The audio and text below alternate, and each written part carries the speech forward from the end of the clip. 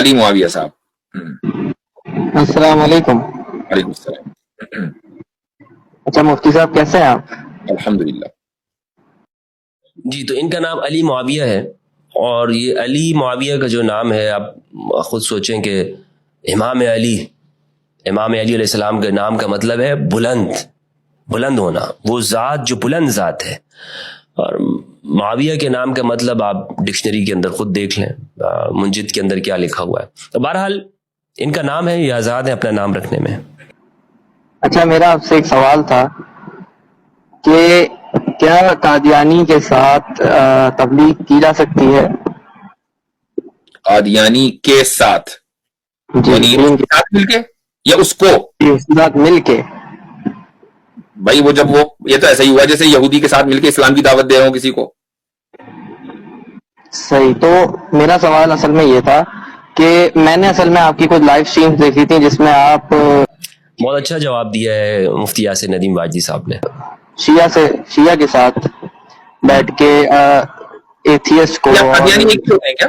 یہ ہے نا اصل درد ان کے اندر. شیعہ کے ساتھ کیوں بیٹھ گئے، شیعہ کے ساتھ مل کر کیوں اسلام کا دفاع کر لیا، کیوں ایسا کیوں کیا؟ یہ ان کے اندر اصل جو درد پیدا ہو رہا ہے نا، جو ان کی مدارس کے اندر جو سوچ ڈالی جاتی ہے، جس طرح گریسنگ کی جاتی ہے آئل لگا کے، جو ان کو جو تیار کیا جاتا ہے، یہ وہ اس سوچ کا نتیجہ ہے.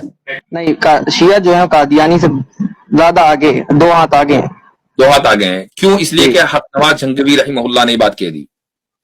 نہیں ایسا نہیں ہے.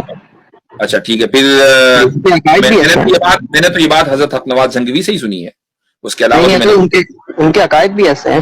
دیکھیں مفتی یاسر ندیم واجدی صاحب کا جو تعلق ہے وہ دارالعلوم دیوبند سے ہے، اور یہ وہیں کے ہیں، دارالعلوم دیوبند کے انڈیا سے تعلق ہے. اور ان سے اگر آپ پوچھیں تو یہ کہیں گے کہ بھائی میں بالکل دیوبندی ہوں، سارے عقائد کو دیوبندیت کے مانتا ہوں، اور یہ ان کا حق ہے، اس میں ان سے کوئی اختلاف نہیں ہو سکتا. بھائی ایک شخص ہے وہ اپنے آپ کو دیوبندی کہتا ہے، وہ حق سمجھتا ہے اپنے آپ کو، تو سمجھ سکتا ہے نا، کوئی کسی کو روک تو نہیں سکتا. لیکن ان کا آپ فیصلہ دیکھیں کہ واجدی صاحب نے ان کو کتنے واضح لفظوں میں کہہ دیا کہ اگر آپ قادیانیوں کے حوالے سے ایک بات کرتے ہیں تو آپ ہم سنیوں کا موقف وہ شیعہ کے حوالے سے کیا ہے. ابھی آپ آگے بھی دیکھتے جائیں. شیعہ کے عقائد بھی ایسے ہیں. نہیں وہ ٹھیک ہے، بات یہ ہو رہی ہے مجھے شیعوں کے عقائد سے کوئی ڈیفینڈ نہیں کرنا ہے، میں یہاں فرقہ سے بات نہیں کرتا ہوں، اور اگر عامر بھائی ہوتے تو ابھی تک کہ آپ کو نکال بھی دیا جاتا. لیکن شکر منائے کہ آپ عامر بھائی نہیں ہیں. آپ نے آ کے ایک لوڈڈ کوشچن کیا کہ اچھا پہلے یہاں پھنسوں گا میں کہ قادیانی کے ساتھ آپ نہیں بیٹھ سکتے، ٹھیک ہے. اب آپ نے دوسرا مقدمہ قائم کیا، پہلا مقدمہ دوسرا مقدمہ قائم کیا کہ چونکہ قادیانی کم درجے کے کافر ہیں اور شیعہ کائنات کا غلیظ ترین بدترین کافر ہے بقول حضرت نواز جھنگوی رحمہ اللہ کے، لہٰذا اب ثابت ہوا کہ چونکہ اچھا یہ جو سوچ رکھنے والے لوگ ہیں نا کہ شیعہ کافر ہیں، یہ جو تکفیری مائنڈ سیٹ ہے یہ سنیوں کے اندر بہت کم لوگ ہیں، یہ اکثریت میں نہیں ہے. آپ یہ نہ سمجھ لیں کہ یہ بہت زیادہ ہے، نہیں، یہ آٹے میں نمک کے برابر بھی نہیں ہے، انگلیوں پہ گنے جانے والے لوگ ہیں. آپ ان کو گنتی کر سکتے ہیں کہ پاکستان میں کون کون سے لوگ ہیں. یہ تو بس یہاں پر سیاسی وجوہات کی بنیاد پر مخصوص حالات کے تناظر میں قائم کیے ہوئے لوگ ہیں، وگرنہ ان کی کوئی حیثیت کوئی حقیقت موجود نہیں ہے. لیکن پھر بھی لوگ بلیک میل ہو جاتے ہیں. یعنی آپ اہل سنت والجماعت کے اندر دیکھیں جو برصغیر پاک و ہند کے اندر ہے، جو 2 بڑے سیکٹ ہیں، دیوبندی اور بریلویوں کو آپ اگر ایک سائڈ پہ رکھیں تو دیوبند کے جو اکابرین ہیں کسی نے بھی شیعہ کے کفر پہ بات نہیں کی. سب نے لکھا ہے کہ یہ ہم علل اطلاق نہیں شیعہ کی تکفیر نہیں کرتے. یعنی دارالعلوم دیوبند سے آپ دیکھ لیں، مولانا رشید احمد گنگوئی رحمہ اللہ سے آپ لیں تو مولانا رفیع عثمانی اور شفیع عثمانی اور پھر تقی عثمانی صاحب تک، میں نے ریسنٹلی آپ کو فتویٰ دکھایا، دیوبند کے کسی عالم نے بھی معتبر جید علماء نے علل اطلاق شیعہ کی تکفیر نہیں کی، نہ قدیم زمانے کے، نہ دیوبندی متقدمین، نہ متاخرین. ہاں یہ بات ضرور کرتے ہیں کہ جو ان عقائد کو مانتا ہے، مثلا تحریف قرآن کا قائل ہو، حضرت عائشہ پر زنا کی تہمت کا قائل ہو، اس بات کا قائل ہو کہ جبریل امین سے وحی لانے میں غلطی ہو گئی، تو وہ لوگ یہ کہتے ہیں کہ اگر یہ لوگ جو ان عقائد کو مانے گا وہ کافر ہو جائے گا. اور یہ صرف شیعہ نہیں کافر ہو جائے گا ان عقائد کو ماننے سے. اگر ایک سنی مانتا ہے کہ قرآن محرف ہے، اگر ایک سنی یہ مانے کہ جبرائیل سے وحی لانے میں غلطی ہو گئی، وہ بھی کافر ہے. مولانا فضل الرحمان مانے، الیاس قادری مانے، خود میں کو نہ مانوں، اسلام سے نکل جائیں گے.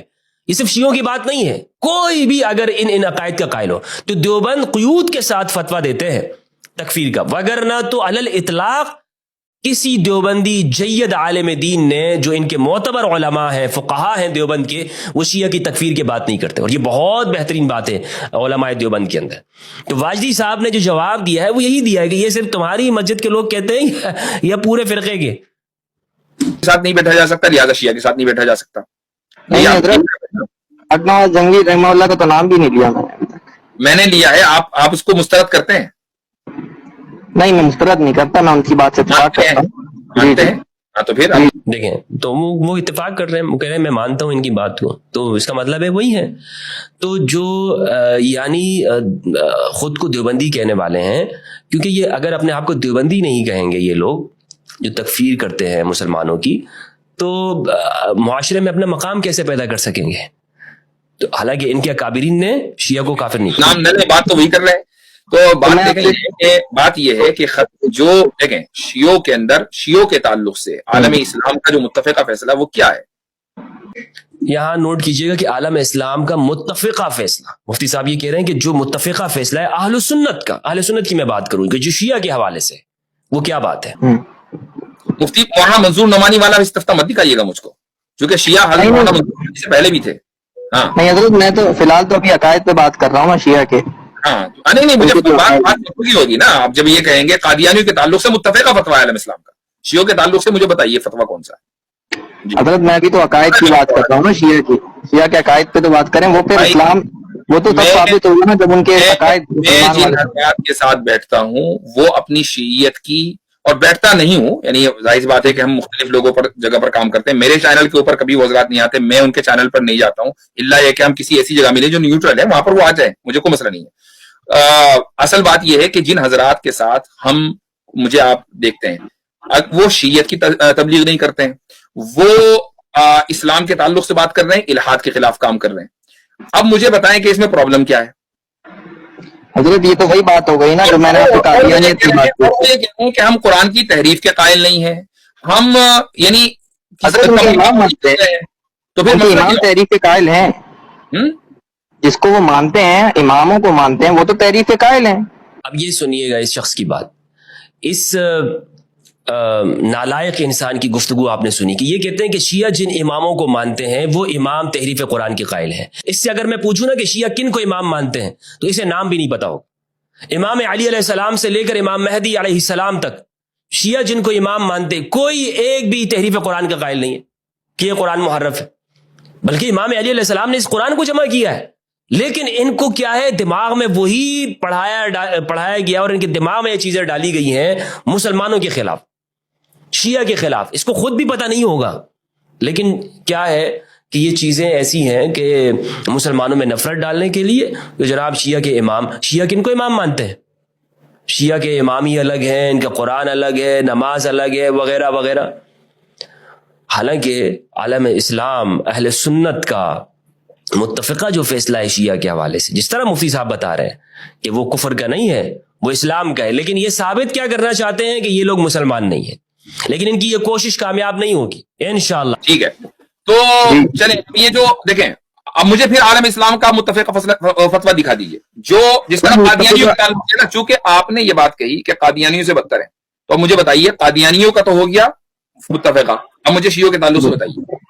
حضرت میں آپ سے وہی تو سوال کر رہا ہوں کہ شیعہ کا جو عقیدہ آپ نے خود، آپ اسٹریم سے نکل جائیں، اس کی وجہ یہ کام زبردست کیا، اور یہ کام اس کے ساتھ پہلے ہونا چاہیے تھا. ان کو نکال دینا چاہیے اس طرح کی اسٹریم سے، اور نہ صرف اسٹریم سے بلکہ ان معاشروں کے اندر بھی ان پر پابندی لگنی چاہیے. میں کئی عرصے سے کہہ رہا ہوں کہ جب تک ہم اس تکفیر پہ پابندی نہیں لگائیں گے، ان کو روکیں گے نہیں، ہمارا معاشرہ جنت نظیر نہیں ہوگا، امن کے اندر نہیں آئے گا. پورے معاشرے کا امن تباہ برباد کر دیا ہے دوسروں کو کافر کہہ کر. یہ کافر ہے، یہ فلاں کافر ہے، فلاں مسجد والا کافر ہے، فلاں پگڑی والا کافر ہے. یہ کیا ڈرامہ رچایا ہوا ہے انہوں نے، مسلمانوں کو تقسیم کیا ہوا ہے. یہ کہ آپ اس اسٹریم کو اس فرقہ واریت کی لعنت سے آپ یہاں ملوث کرنا چاہتے ہیں. آپ یہ چاہتے ہیں کہ یہاں سے بھی فرقہ واریت کی باتیں ہوں، جو آپ لوگ لٹرلی، جو آپ کا پاکستان کا جو مسئلہ ہے نا، وہ یہی مسئلہ ہے.